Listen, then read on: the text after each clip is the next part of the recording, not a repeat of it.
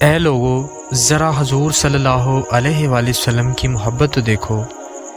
ایک دن نبی پاک صلی اللہ علیہ وآلہ وسلم نے حضرت اسرائیل علیہ السلام سے پوچھا، اے اسرائیل، تم جسم سے روح کیسے نکالتے ہو؟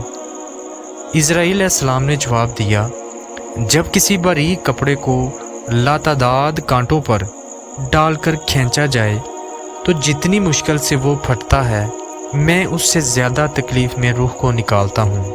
آپ صلی اللہ علیہ وآلہ وسلم نے روتے ہوئے فرمایا، اے اسرائیل، تم ساری جانوں کی تکلیف مجھے دے دو، مگر میری امت کو تکلیف نہ دینا، انہیں چھوڑ دینا۔ ہائے، آپ صلی اللہ علیہ وآلہ وسلم پر اپنی جان قربان۔ کتنا پیار تھا نا حضور صلی اللہ علیہ وآلہ وسلم کو اپنی امت کے ساتھ۔ سجدوں میں روئے وہ ہمارے لیے، اور ہم ہیں کہ ہمیں اپنی آخرت کی کوئی فکر نہیں، مرنے کا کوئی پتہ ہی نہیں کہ ایک دن ہم نے بھی مر جانا ہے۔ لیکن ہم سب اس دور میں ٹک ٹاک پر صرف ناچ گانا دیکھتے ہیں یا کرتے ہیں۔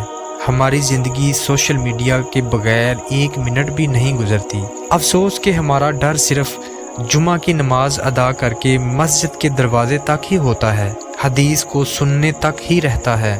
اس کے بعد کہتے ہیں دیکھا جائے گا۔ لیکن دوستو، آخرت میں مرنے کے بعد صرف اپنے اچھے اعمال ہی کام آئیں گے۔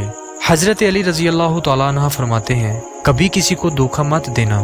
اگر کسی کو چھوڑنا ہوا تو وجہ بتا کر چھوڑنا، وجہ بنا کر نہیں، ورنہ اس شخص کا ایک ایک آنسو تمہاری زندگی تباہ کر دے گا۔